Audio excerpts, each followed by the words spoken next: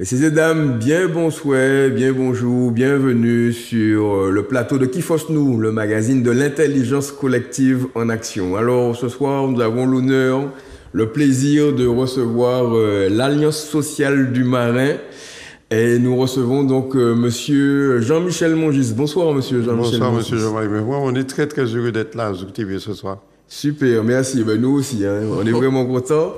Et puis, Madame Johanna Filet. Bonsoir, Oui, Johanna. bonsoir. Très bien, merci beaucoup. Alors, Monsieur Mongis, l'Alliance sociale du marin, qu'est-ce que c'est? Ça existe depuis combien de temps? Et à quoi ça sert aujourd'hui? Et puis, quel a été votre rôle dans la création de cette association, l'Alliance sociale du marin? Moi, j'ai envie de dire aujourd'hui que c'est une magnifique aventure humaine déjà. Je suis très content, 23 ans après, d'avoir créé avec deux ou trois hommes et femmes d'une résidence sociale du marin, cette association qui s'appelle l'Alliance sociale, et qui est effectivement dans une résidence qui s'appelle Garifuna. Mais l'idée était tout simple, hein, c'est de pouvoir mettre en place de l'animation sociale pour des personnes qui habitent des appartements et sans perspective d'avenir et souvent des jeunes que nous retrouvions à des heures indues le soir dans les cages escaliers. Donc, on s'est dit que au lieu d'accuser, on a l'habitude de dire mais oui, c'est pas à cause de nous, c'est à cause du bailleur, c'est à cause de la vie, c'est à cause de l'État, c'est à cause mais c'est à cause de nous-mêmes aussi. On veut quoi pour nos jeunes, on veut quoi pour notre avenir, on veut quoi pour nos seniors? Ben, nous avons réfléchi, nous étions 3, 4, 5, et puis on a décidé de se monter en association, et puis bien de faire avancer notre cité au départ. Oui, et avant l'émission, vous me disiez qu'en fait ça a été créé chez vous, c'est ça? Ça a été créé chez moi. Je me rappelle, on avait pas du tout de moyens, on n'avait pas d'argent, on arrivait sur ma petite, à l'époque, ma petite terrasse d'appartement, et puis chaque ramenait un bic, un stylo, des feuilles, et puis on s'est mis à travailler. Et je disais même au départ qu'on a été tellement prétentieux, on dit oui, mais on veut faire ça pour nous jeunes, on veut faire ça pour des enseignants, on veut partir à l'étranger, on veut faire découvrir le monde, on veut nous qu'on puisse découvrir aussi notre Martinique à notre façon. Et on se dit mais est-ce qu'on peut faire tout ça?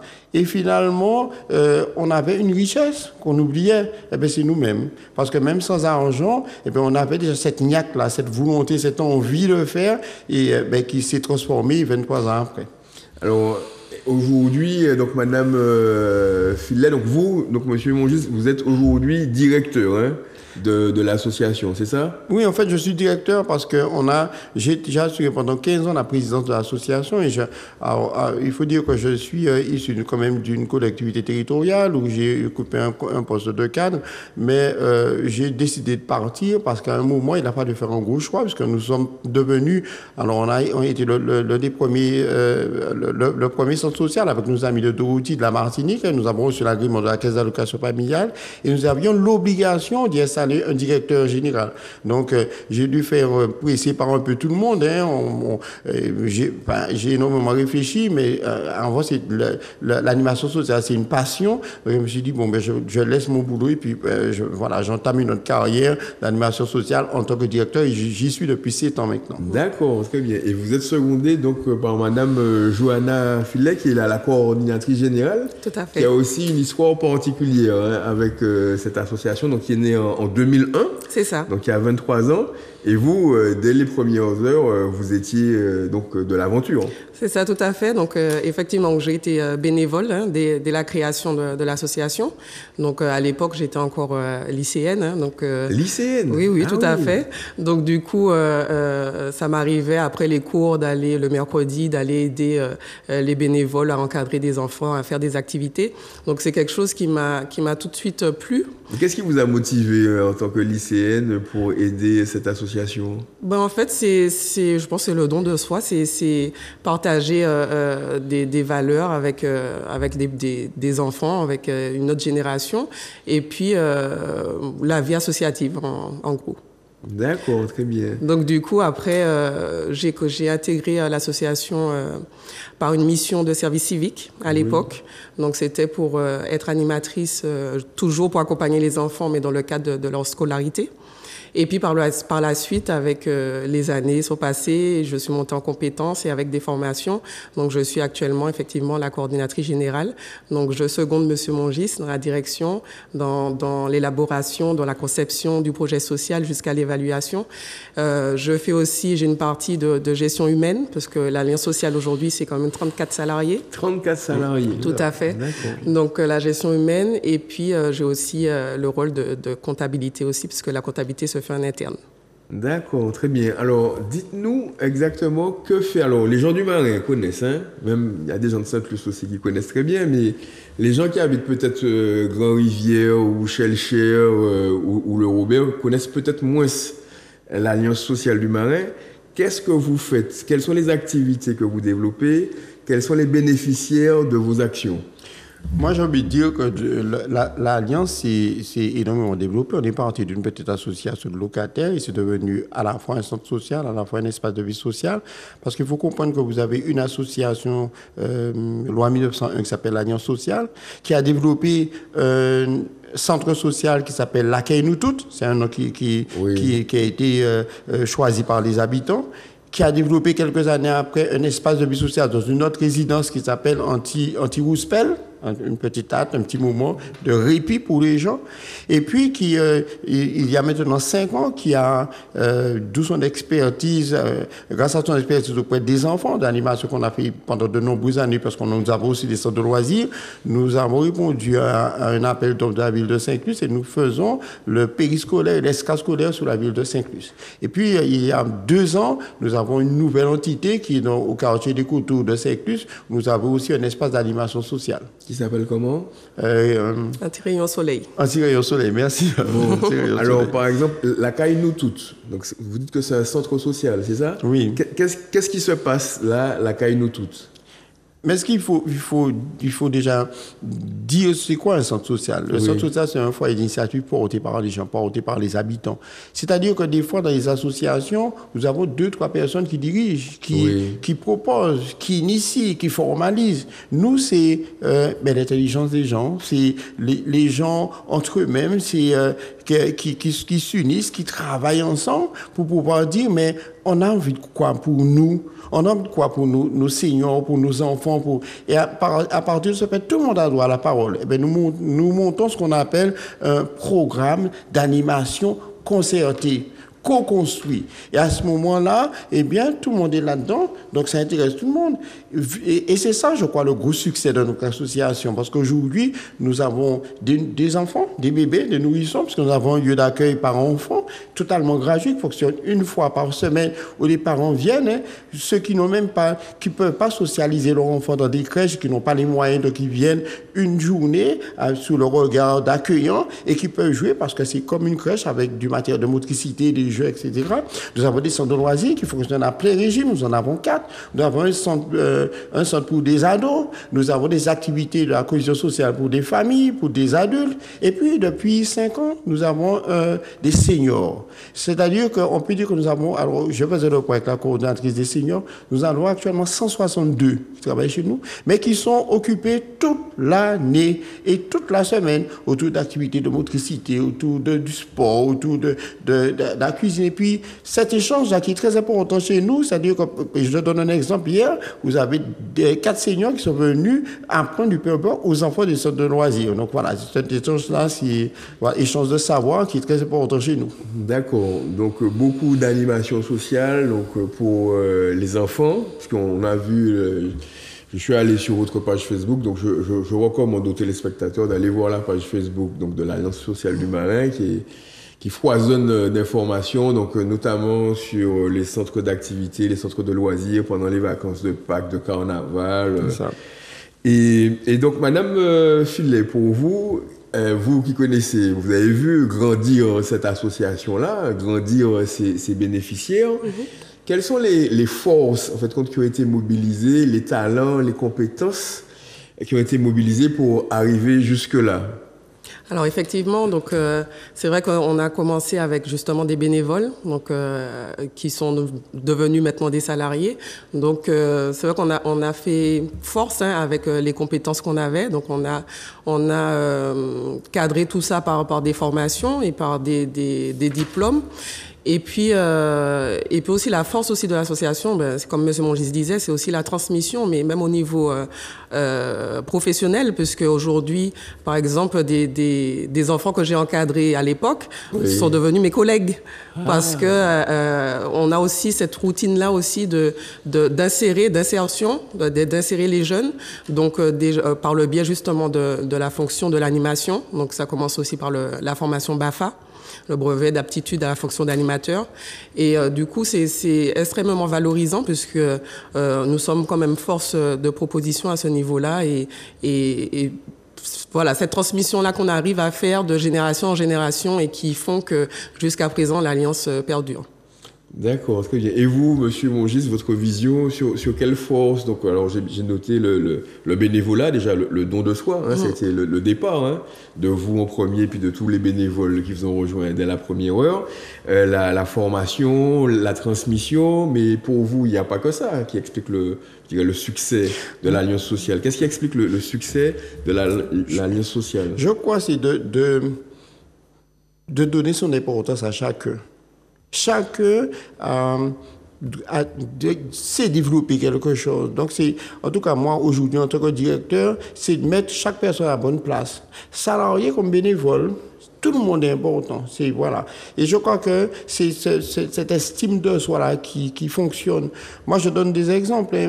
Nous, on ne peut pas tout payer. On n'a pas forcément les moyens pour. Eh bien, vous avez des ateliers qui sont totalement dirigés par des bénévoles.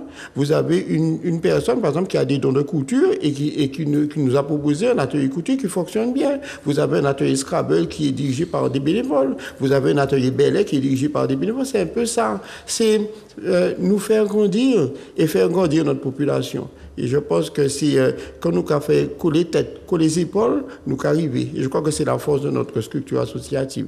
Et puis deuxièmement, c'est savoir ce que l'on veut. Et quand on travaille bien nos dossiers de financement, eh bien nous, au fur et à mesure, nous arrivons à convaincre les financeurs. Parce que c'est ça qui est important aussi. C'est d'avoir des financeurs pour nous aider à mettre en scène le souhait, le programme d'animation que nous avons voté avec nos adhérents. Alors, j'ai envie de profiter de l'antenne pour remercier vraiment la ville du Marais, remercier la Caisse d'allocation familiale qui nous fait confiance depuis de très nombreuses années. Nous avons l'Espace Sud, nous avons la Dragesse, nous avons la Direction du Travail, nous avons la RS, nous avons... Voilà, mais vraiment tous les financeurs qui sont là, qui sont à nos côtés, qui nous aident, et puis pour nous faire avancer, pour faire avancer les Martiniquais que nous sommes. D'accord, très bien. Donc, en plus donc, du bénévolat, de la formation, de la transmission, j'ai noté aussi quand même une certaine expertise pour monter les dossiers, donc créer et puis maintenir la confiance des partenaires, et puis fédérer notamment bien sûr la population, avec les bénévoles qui donnent de leur temps pour justement former leurs compatriotes ou animer des ateliers Scrabble, Bellet ou couture, mais aussi donc fédérer des institutionnels, donc des institutions, soit des services de l'État ou des collectivités locales, pour créer quelque chose de commun qui, en final, bénéficie donc à la population marinoise, aujourd'hui à la population du Sud, et puis peut-être que demain à l'ensemble de la population de la Martinique. Et est-ce qu'aujourd'hui, donc, vous êtes né au Marais, aujourd'hui vous intervenez donc à Saint-Luce, quelles sont les prochaines étapes géographiques? Est-ce que vous êtes sollicité, je suppose, par d'autres territoires? Oui, effectivement, on a déjà été sollicité, déjà pour accompagner d'autres structures, d'autres collectivités dans cette démarche-là aussi d'instaurer des structures comme la nôtre dans d'autres communes. Donc, on a fait ce travail-là avec la commune de Trinité.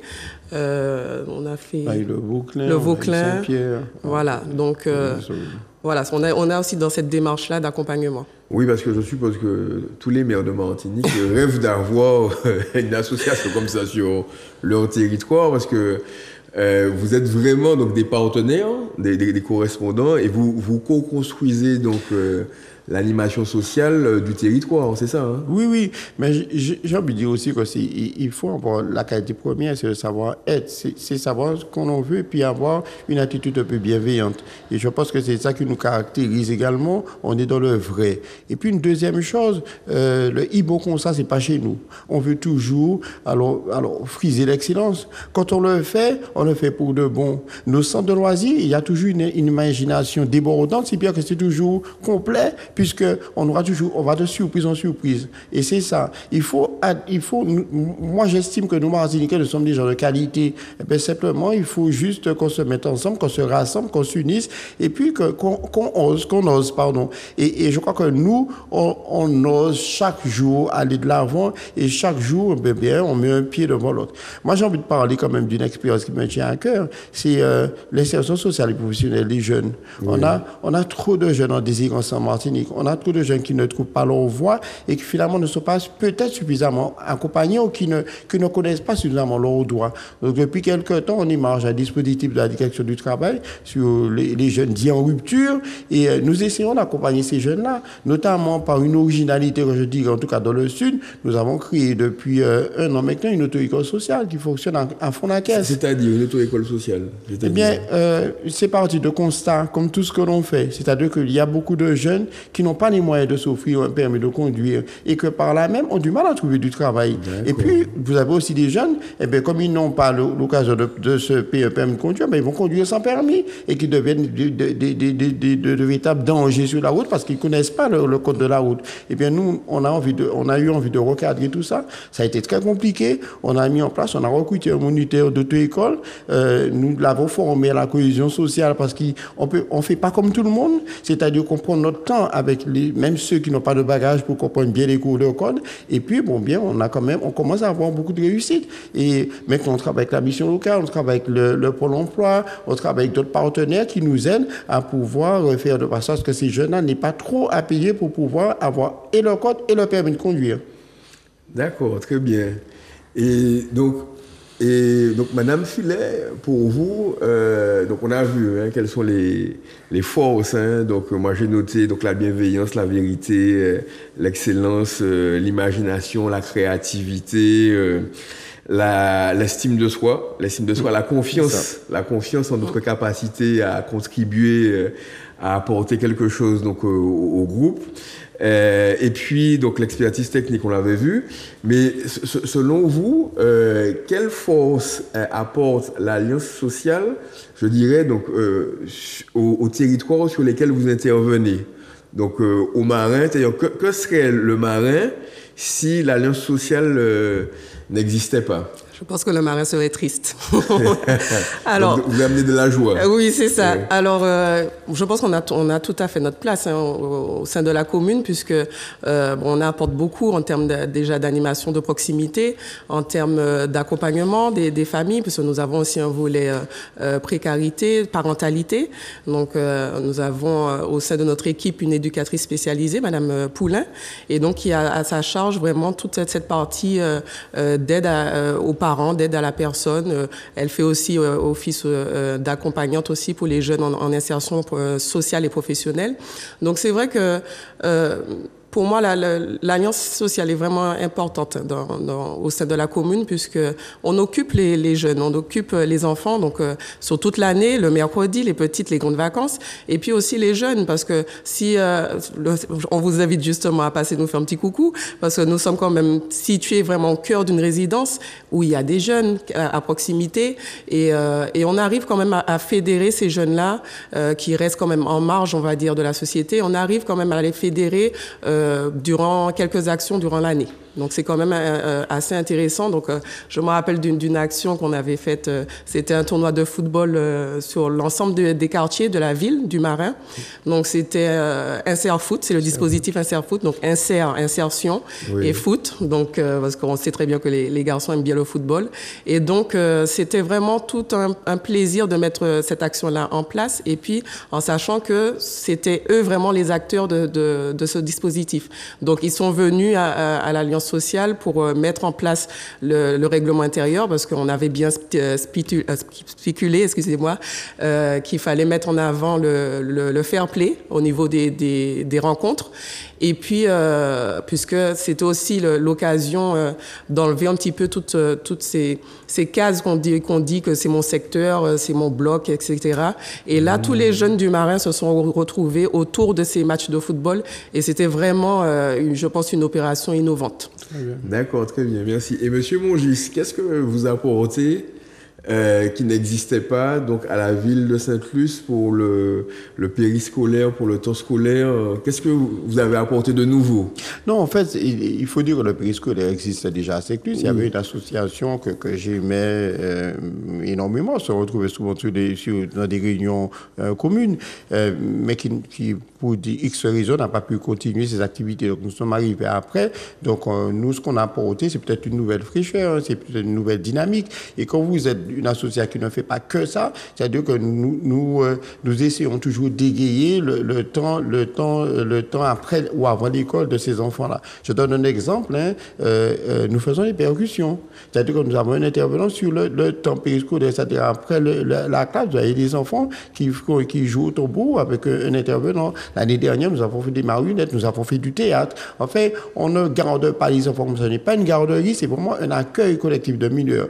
C'est comme un centre de loisirs sur des temps un peu plus courts, mais avec un véritable programme d'animation. C'est un petit peu, je crois que c'est cette fraîcheur que nous avons ramenée. Alors on ne désemplit pas. À chaque fois qu'il y a les petites vacances et les grandes vacances, et bien, nos centres de loisirs sont toujours complets.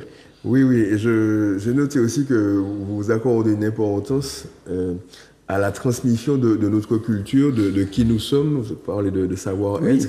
De qui nous sommes collectivement. Hein. Alors déjà, il faut savoir aussi l'histoire de l'association, c'est qu'on a commencé par un ballet folklorique. Ah, donc, qui s'appelle à l'époque, c'était le ballet Kalenda. D'accord. Donc, il existe toujours ou... Non, malheureusement non. D'accord, ok. Il a fallu faire des choix. Et vous dansiez tous les deux, vous jouez au tambour? Tout à fait, on était danseurs. Donc, oui. Monsieur Mongis aussi était danseur. Encore mieux, c'est moi qui faisais des chorégraphies. En fait, j'ai eu la chance. Parce que j'ai fait beaucoup de danse. J'ai fait 25 ans de danse traditionnelle. J'ai envie de saluer Madame Miron Georgette du groupe folklorique qui m'a dit non, mais pendant 25 ans, j'ai dansé. On a fait le monde, hein, on a travaillé, on a dansé sur toutes les scènes du monde. J'ai connu beaucoup de choses. C'est ça qui a peut-être fait cette ouverture d'esprit-là. Et puis, par la suite, moi-même, j'ai créé un ballet qui s'appelait Calendar, où je faisais des chorégraphies, on imaginait les costumes, on apprenait beaucoup on a beaucoup de jeunes qu'on a appris à danser qui ne savaient pas faire un pas. Oui. Et franchement, c'est une fierté. D'accord, très bien. Donc l'origine de l'association, c'est d'abord une initiative culturelle. Hein. Il y avait un ballet. Il y avait du judo.